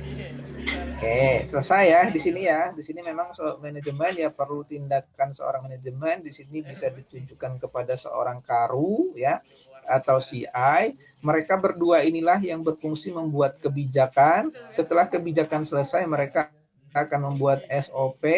SOP diteruskan kepada siapa? Diimplementasikan di sini. Di sini siapa? Perawat. Ya. Ini disebutnya implementasi, ini adalah perawatnya. Nih. Saya kembalikan ke slide ya. Itu bukan satu lagi diabetes. Calon-calon diabetes loh. Nah, ada yang mau ditanyakan? Standar nomor 5 ini. Tidak ada? Jangan malu-malu ya, teman-teman ya. Kalau mau tanya, tanya saja, Pak. Tanya gitu ya. Kalau tidak ada, saya lanjut ke standar nomor 6. Standar 6 ini mendidik staf tentang keselamatan pasien. Nah, oke, di sini ada dua yang harus kita ketahui ya dalam mendidik staf ya, berarti di sini memang sudah tugasnya kita sebagai seorang perawat mendidik semua tadi, baik itu adalah PA-nya, perawat asisier. Tolong dicatat ya, perawat asisier itu apa, nanti cari di Google. Yang dimaksud dengan perawat asisier adalah, nah, mulai sekarang sudah harus dipahami. Ada perawat pelaksana, ada POS, pembantu orang sakit atau asisten keperawatan, ada clinical instructor, ada satu lagi itu kepala ruangan. Nah, nanti biasanya PAPP itu yang paling banyak, teman-teman. Satu ruangan PP itu bisa mencapai 5 orang, PA itu bisa mencapai 5 orang. Berarti ada 10 ya total. CI ada CI pagi, CI siang, berarti ada 2 lah ya. 2, Karu 1, berarti 13 ya. Dalam satu ruangan kemungkinan 13. Kalau bednya kurang dari 15. Tapi bagaimana Pak Mirzal atau Pak kalau bednya itu lebih dari 20 ya, jangan 15 lagi. Nah, itu nanti jangan 13 perawat lagi, nanti kasihan beban kerjanya semakin tinggi. Nah, maka nantinya teman-teman harus paham juga yang namanya 5M gitu ya. Nanti ya. Nah, satu di dalam mendidik staf yaitu pelayanan kesehatan memiliki orientasi setiap jabatan. Nih dia nih. Keterkaitan jabatan dengan keselamatan pasien secara jelas. Nah, ini dia ya, teman-teman. Jadi jelas ya, di sini dijelaskan ya di standar tersebut ini adalah pelayanan memiliki orientasi setiap jabatan. Maka dari sini tadi saya selalu bicarakan kalau Mbak Asri itu ada di PP, job desk-nya PP, perawat pelaksana itu seperti apa, nanti teman-teman tolong baca lagi ya, nanti dapat di manajemen keperawatan ya. Kalau Mbak Zaskia nanti ada di perawat asisier. Nah, perawat asisier itu apa? Job desk-nya bagaimana? Nah, itu nanti akan ada ya, teman-teman. Nah, yang kedua dalam mendidik staf ini itu ada pelayanan kesehatan tentang peningkatan diklat. Nah, ini yang sudah banyak saya alami ya, teman-teman ya, diklat ini ya. Saya dari 2011 ya, 2011 lulus perawat, kemudian bekerja. Diklat ini yang saya ikuti sudah lebih dari 30 ya, di diklat keperawatan ya. Nah, diklat manajemen baru sedikit ya, teman-teman. Diklat manajemen karena saya baru berpindah ya, teman-teman, ke manajemen ya. Itu sekitar 8 atau 9 ya, 9 diklat ya. Itu yang sudah saya ikut dan itu semua sertifikasi ya, teman-teman. Nah, itu teman-teman diklatnya yang untuk manajemen bukan sertifikasi ya, itu dari Kementerian Kesehatan dan dari Kementerian Ketenagakerjaan ya, teman-teman. Nah, ini teman-teman yang harus kita ketahui, ada tugas ini adalah menyelenggarakan diklat. Tetapi kita harus bedakan dulu, Pak Mirzal, yang diklat dengan keselamatan pasien seperti apa. Nah, di sini banyak sekali ya, diklat mencuci tangan ya kan, itu kan kita di dalam ruangan ya, teman-teman. Diklat inform consent ya kan, itu kan di dalam ruangan semua. Diklat penulisan status yang benar, itu diklat semua, teman-teman. Diklat pemberian asuhan keperawatan, itu diklat semua, teman-teman. Jadi yang dimaksud dengan standar pelayanan nomor 6 ini itu adalah diklat yang berhubungan dengan keselamatan pasien. Nah, maka di sini saya jelaskan ya, standar nomor 6 ini selalu berhubungan dengan yang namanya memelihara kompetensi staf. Nah, ini ya, teman-teman, memelihara kompetensi staf. Kalau kita di perawat ya, kita pakainya yang namanya KKNI. Nah, di pendidikannya, ya sekarang teman-teman pakai KKNI ya, masih pendidikan, nanti setelah kerja namanya SKKNI.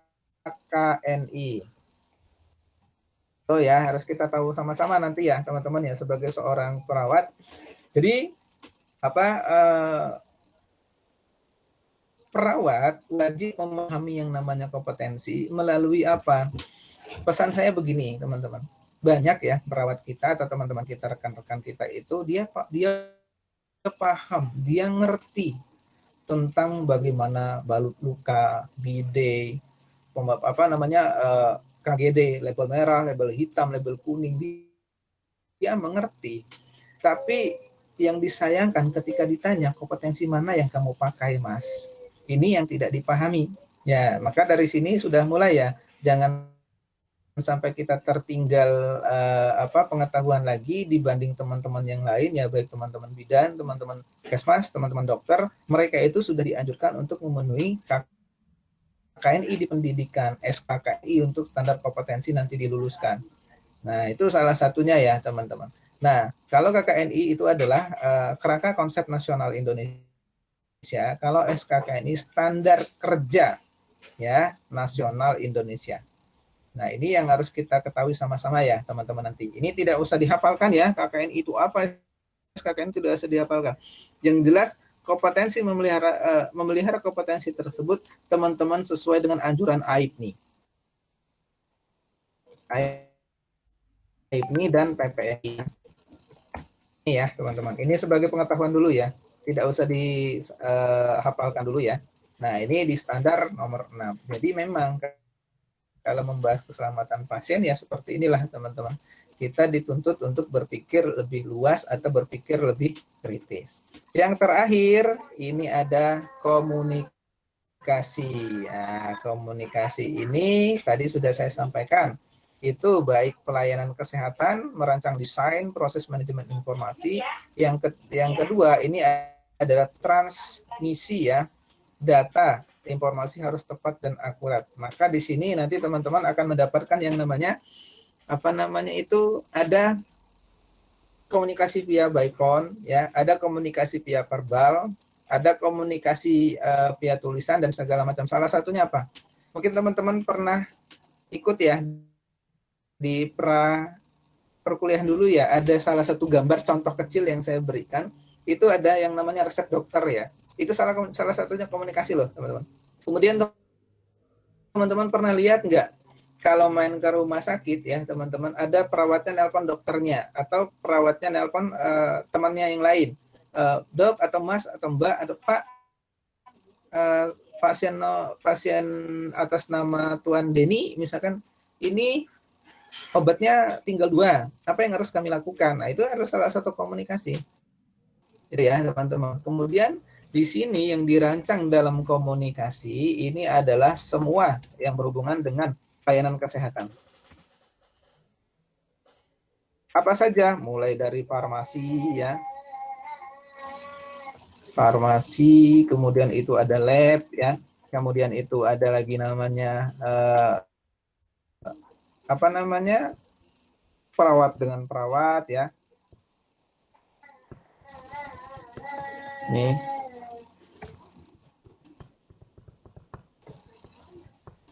Ya, kemudian ada perawat dengan dokter ya kan, dan lain-lain ya teman-teman ya. Perawat dengan ADM ya, di sini yang dimaksud dengan ADM itu ada administrasi rumah sakit ya teman-teman. Sekarang tuh administrasi rumah sakit sedang menjadi tren ya di Indonesia sekarang ya, karena banyak perguruan tinggi yang berlomba-lomba mendirikan itu ya teman-teman. Nah, itu salah satu kemajuan teknologi di Indonesia ya teman-teman. Nah, inilah yang disebut dengan standar keperawatan dalam menjamin keselamatan pasien. Ingat teman-teman, ada 7 standar.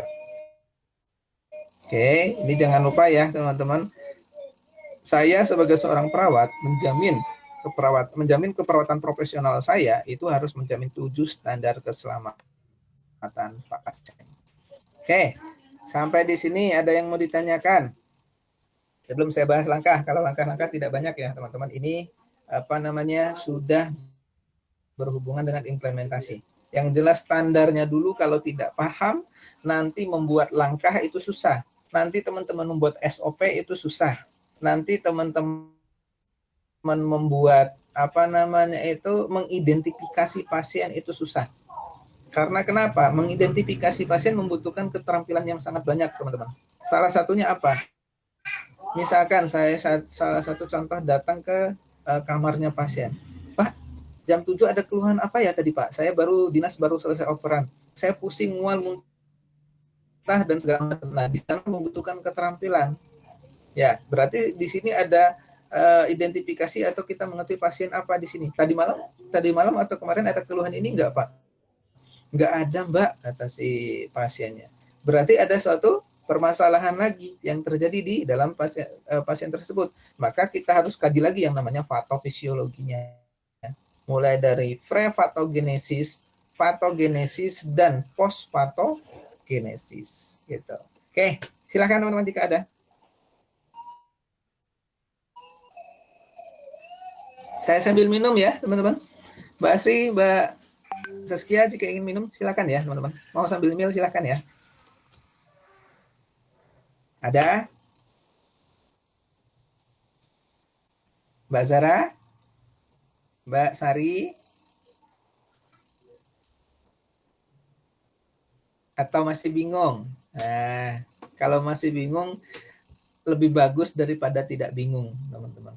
Tidak bingung itu bukan berarti kita pintar dan memahami. Kalau bingung, ya itu proses otak kita sedang menerima transfer. Transfer apa? Impuls. Impuls apa? Baik itu materi yang didapatkan atau sedang diperintahkan untuk bekerja. Kalau tidak bingung, berarti sedang mengalami gangguan jiwa. Linglung. Itu. Ya, oke. Ada tidak? Kalau tidak, saya lanjut ya. Langkah, teman-teman, ada 7 langkah. Ya, di sini 1 itu ada membangun kesadaran, yang kedua memimpin dan mendukung staf, yang ketiga mengintegrasikan aktivitas, pengelolaan risiko ya, yang namanya apa? Keselamatan pasien tidak lepas dari manajemen risiko. Tapi nanti di terakhir saya tidak jelaskan tentang secara penghitungan ya teman-teman. Nanti saya akan jelaskan secara dasar dulu ya teman-teman. Keempat, mengembangkan sistem pelaporan. Yang kelima, melibatkan komunikasi. 6, belajar mengalami tentang keselamatan pasien. 7, mencegah cedera melalui implementasi sistem yang sudah disiapkan. Nah, ini tentang langkah yang harus kita pahami. Langkah inilah ya teman-teman, standar dan langkah inilah yang harus disiapkan di wilayah kerjanya teman-teman. Apakah nanti di rumah sakit ya, apakah nanti di rumah puskesmas, atau mungkin teman-teman berada di klinik dan segala macam, atau mungkin teman-teman sebagai ASN nantinya dari PNS ya. Berarti kalau ada teman-teman dari PNS ya wajib memahami yang namanya rujukan. Ya kan, ada Paskes 1, Paskes 2, Paskes 3 dan segala macam ya, teman-teman. Ini langkah-langkah dalam menjamin yang namanya keselamatan pasien. Oke, langkahnya nanti tolong diingat, tolong dibaca-baca. Kita masuk ke pertama. Nah, di rumah sakit ya, teman-teman, yang harus teman-teman buat itu adalah pembentukan tim keselamatan pasien rumah sakit ya. Nah, di sini ya, tim keselamatan pasien rumah sakit ini baru tim ya, teman-teman. Berarti di sini ya, teman-teman ada anggotanya ya. Anggotanya siapa? Ini ya yang saya blok, teman-teman. Jadi usahakanlah teman-teman nanti terlibat dalam hal ini, itu yang saya harapkan ya, teman-teman. Maka nanti dari tim di atasnya akan menjadi KKPRS. Ingat tadi saya jelaskan di dalam whiteboard, KKPRS ini di bawah mutu ya. Mutu RS ya. Mutu RS ya. Dan KPRS ini karena dia di bawah mutu RS dituntut untuk melakukan SPM, standar pelayanan minimal. Oke, ini yang harus kita ketahui secara sama-sama. Jadi usahakanlah adik-adik sekalian nanti setelah menjadi seorang perawat, usahakan pembuatan tim dulu. Ya, ingat kalau KKPRS ini bisa berbentuknya di dalam ruangan masing-masing. Tadi saya sudah contohkan ya, kalau di ruangan bedah, misalkan Mbak Asri di ruangan mawar tadi ya, berarti bentuklah KKPRS di ruangan mawar tersebut. Nah, misalkan ada 15 perawat ya, anggaplah ya. Nah, 15 perawat, ya berarti ada 3 orang yang tim KKPRS. Nanti tim KKPRS itu di bawah yang namanya manajemen atau komite keselamatan pasien. Nah, itu ya teman-teman yang harus kita ketahui ya teman-teman. Oke. Nah, kemudian di rumah sakit juga dituntut ya, rumah sakit itu mengembangkan sistem informasi pelaporan kejadian terjadi insiden. Teman-teman masih ingat nggak di dasar-dasar kemarin apa pengertian dari insiden? Saya masih ingat nggak kemarin dasar-dasar hari pertama kuliah pertama kita? Ada? Insiden itu adalah suatu kejadian yang tidak diinginkan. Kalau kita membahasnya keselamatan pasien, ada istilahnya. Apa istilahnya kemarin teman-teman masih ingat nggak? Kita mengembangkan informasi dan pelaporan ini ya. Kita harus melaporkan KTD. Masih ingat KTD? Ya. Kejadian tidak diharapkan. Oke, habis itu apa lagi? HNC. Yang harus kita laporkan? KNC, habis itu? KTC. Yo, dibuka lagi. Hah? KTC. KPC, terus KTC. KTC ya. MTC. Apa lagi? Sudah, Pak. Sudah? Yakin sudah? Sama satu lagi ya, near miss ya. Nah, ini ya. Inilah yang harus kita laporkan. Nah, ini apa namanya itu? Ini berada di laporan setiap ruangan.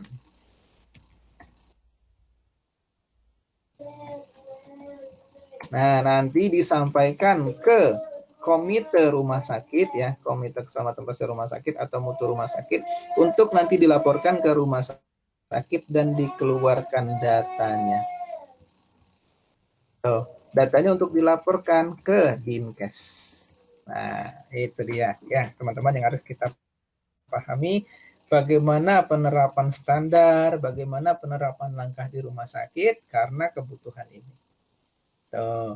Nah, di sini sebenarnya nomor 3 sudah dijelaskan ya. Agar setiap rumah sakit melaporkan insiden ke Komite Keselamatan Pasien Rumah Sakit ya di sini ya. Nah, secara rahasia nanti dikeluarkan disampaikan ke Dinkes ya.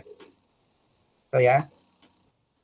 Mungkin sekarang teman-teman masih bingung ini sebenarnya yang dimaksud Pak Mirza ini seperti apa sih? Nah, nanti teman-teman ketika sudah menjadi perawat pasti akan ngerti. Wah, ternyata seperti itu.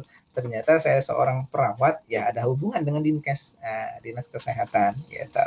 Oke. Yang keempat, rumah sakit agar memenuhi standar keselamatan pasien.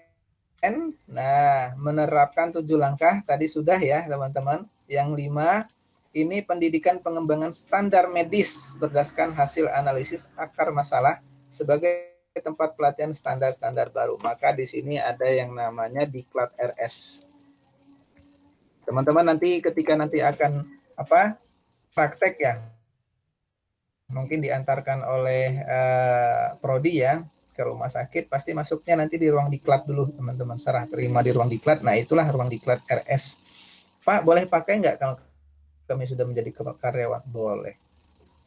Misalkan Mbak Asri sebagai kepala ruangan minta izin ke bagian Diklat RS, saya mau pinjam ruangannya dulu untuk memberikan Diklat kepada tenaga kerja kita atau kepada perawat terkait dengan keselamatan pasien, itu boleh. Nah inilah yang dimaksud bagaimana keselamatan pasien di rumah sakit. Oke. Ini rumah sakitnya sudah ya teman-teman. Mudah-mudahan bisa dipahami. Selanjutnya kita bahas KPPRS-nya atau TKPRS-nya ya. Tim Keselamatan Pasien. Oh ya, saya lupa, mohon maaf ini tadi. KKPRS. TKPRS ya. TKPRS. Tim. Kalau T itu tim. Kalau K itu komite. TKPRS, KKPRS itu berbeda ya teman-teman. Tolong kalau tadi yang nyatet tolong ini diralat. Ini T, ini K. T itu tim, KP itu adalah komite ya. Nah, itu. Tugasnya mengembangkan program keselamatan pasien. Ini masih di rumah sakit ya, teman-teman. Menyusun kebijakan, nah selalu masuk nih kebijakan di mana-mana yang namanya sebuah dokumen atau sebuah tindakan berhubungan dengan yang namanya pasien, itu ada kebijakannya. Bahkan ya, penelitian pun sekarang ya, per 2015-2014-an lah. Dulu 2013-14 saya terlibat pembimbingan mahasiswa ya di skripsi. Itu lumayan banyak, dengan saya itu ada sekitar 30 orang ya dulu dalam jangka waktu 2 tahun lebih 30 orang.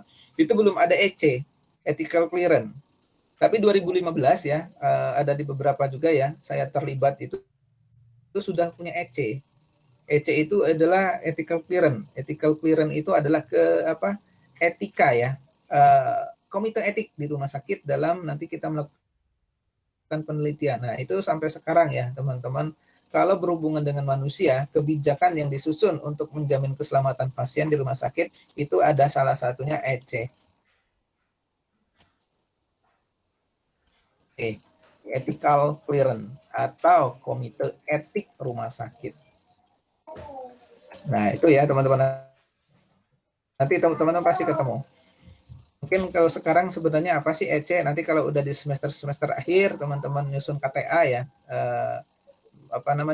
nyusun TA ya, itu nanti akan berhubungan dengan hal-hal seperti ini. Itu fungsinya rumah sakit menjamin yang namanya keselamatan pasien. Jadi kalau mau tindakan kepada pasien, teman-teman itu harus lulus etik dulu. Itu ya salah satunya. 3, menjalankan peran ya untuk melakukan motivasi, edukasi dan segala macam. 4, ini bekerja sama dengan bagian pendidikan dan pelatihan yang lain. 5, melakukan pencatatan pelaporan insiden. 6, memberikan masukan kepada kepala rumah sakit ya atau direktur. 7, membuat laporan. Nah, ini dia.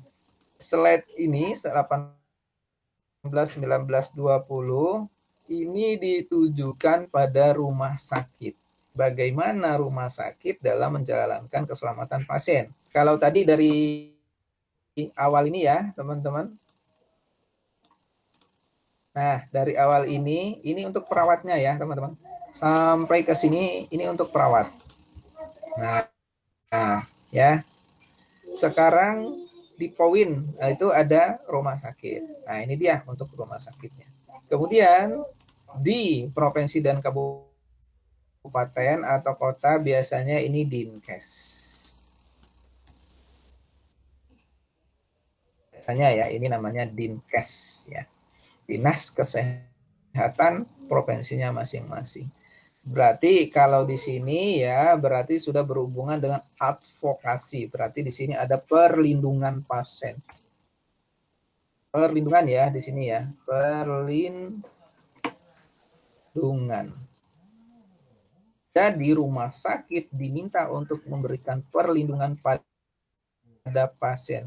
Ada nggak Pak sanksinya jika rumah sakit tersebut atau puskesmas tersebut atau klinik tersebut terjadi masalah keselamatan pasien? Ada. Kalau kita perawat, nanti Dinkes tersebut akan mengeluarkan atau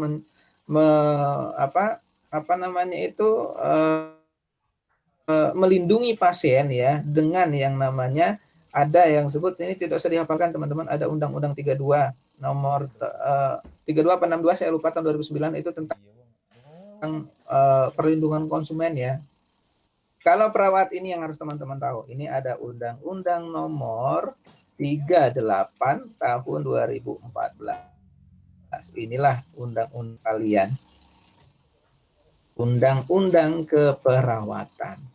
Itu ya, teman-teman. Ini kita harus tahu sama-sama.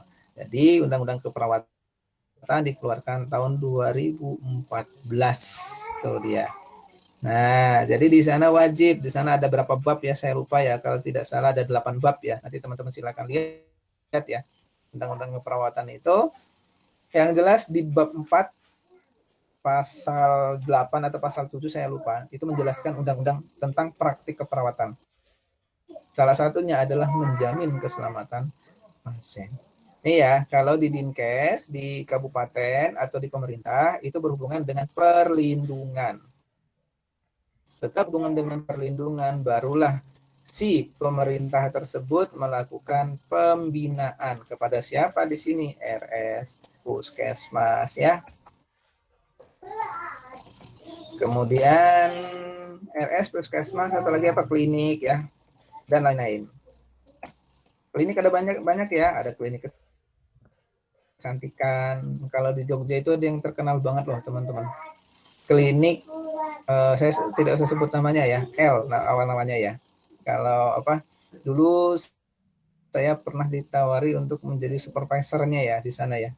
Tapi karena saya sudah mencintai yang namanya di program-program manajemen keperawatan, program-program apa ya, salah satunya rumah sakit ya dan segala macam, saya menolak akhirnya. Saya lebih memilih ini. Karena kenapa? Ilmunya banyak sekali, teman-teman. Ya akhirnya alhamdulillah sampai sekarang bisa bertemu dengan teman-teman sekalian. Gitu. Oke, itu ya, teman-teman ya. Terakhir di pusat. Pusat ini adalah Kemenkes. Nah, kalau kita setelah Kemenkes itu ada apa? PPNI. Kalau kedokteran ada ID, bidan ada IBI, Kesmas ada apa nama IAKMI, nah dan segala macam ya teman-teman. Farmasi itu apa ya? Saya lupa itu. Ikatan Farmasi Indonesia, IFI ya kalau tidak salah. Ikatan Farmasi, saya lupa ya. Nanti tolong dicari sendiri ya, farmasi ya, saya lupa. Nah itu ya teman-teman. Jadi inilah dibentuklah. Masih ingat sejarah pertama keluar di rumah sakit kapan ini teman-teman? Membentuk Komite Keselamatan Pasien Rumah Sakit di bawah Perhimpunan Rumah Sakit Indonesia tahun berapa? Masih ingat? 2005. Yo, hari pertama. 2005, Pak. Iya, 2005. Kalau masuk Indonesia tahun? Kalau keselamatan pasien masuk Indonesia tahun 2000. Nah, berdasarkan apa dulunya? Hippocrates. Masih ingat ya? Teman-teman itu ya. Mudah-mudahan masih ingat ya di pertemuan pertama kemarin ya. Sehingga menyusun panduan nasional keselamatan pasien. Ini yang saya punya panduannya ya teman-teman, keselamatan pasien ini, tapi ini tidak untuk mahasiswa ya, ini untuk apa? Untuk perawat yang sudah profesional ya teman-teman. Jadi tidak bisa saya berikan panduan ini ya. Ini yang dipenuhi melalui regulasi ya teman-teman dan segala macamnya. Ini ya. Berarti nanti berhubungan dengan pelayanan. 3, melakukan sosialisasi, advokasi. Nah, kemudian keselamatan pasien ke Dinas Kesehatan Provinsi. Kemudian itu ada Persi, Persatuan Rumah Sakit Indonesia, Persi itu ya. Kemudian itu ada pendidikan jenjang karirnya. Terakhir itu adalah mengembangkan laboratorium uji coba keselamatan pasien. Oke. Ada yang baru di sini teman-teman. Hati-hati nanti kalau sudah menjadi seorang perawat. Ya. Berarti di sini apa namanya itu lab KP ya. Tuh. Di sini saya kasih contoh satu.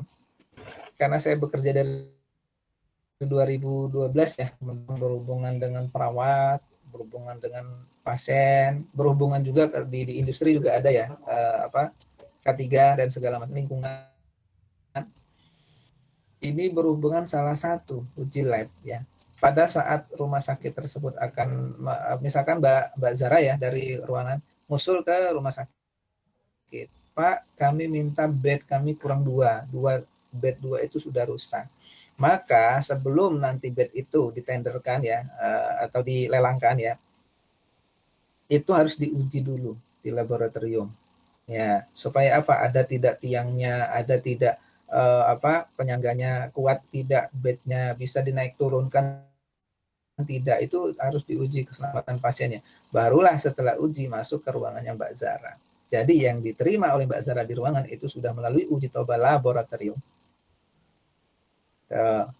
Termasuk yang di ICU Bapak Ibu sekalian. Kalau di ICU itu monitornya itu ya, itu kan kita sudah dikalibrasi, sudah diuji coba. Kita perawat memakai itu di laboratorium, di ruang ICU itu sudah diuji laboratorium semua. Nanti teman-teman akan dapat keperawatan ICU ya.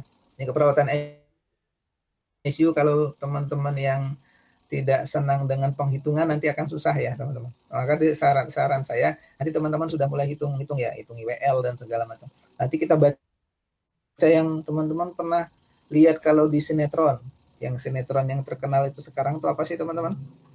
Mas Al, apa judulnya itu ya? Apa itu judulnya teman-teman? Ikatan Cinta. Ikatan Cinta ya teman-teman itu ya. Nah hafal tuh Mbak Mekarsari. Nah itu kan ada monitor yang kayak rumput itu loh. Nah itu dibaca nantinya ada PECI RST. Di situ juga menjamin keselamatan pasien. Nah, gitu. Yang sampai kemarin ramai di Instagram ya. Apa ya kemarin itu yang meninggal atau apa ya yang di sinetron itu ramai banget di Instagram itu ya. Nah, oke. Monggo jika ada pengen ditanyakan teman-teman. Tuh kan kalau udah sinetron aja nyambung semua ya. Oke, silakan jika ada yang mau ditanyakan sebelum kita tutup. Mbak Zara, Mbak Mekarsari, Mbak Puji, Mbak Asri, mana ini? Keluar ya? Keluar, Pak. Koneksi. Menghilang. Keluar ya? Oke. Koneksi mungkin ya? Iya, Pak. Oke.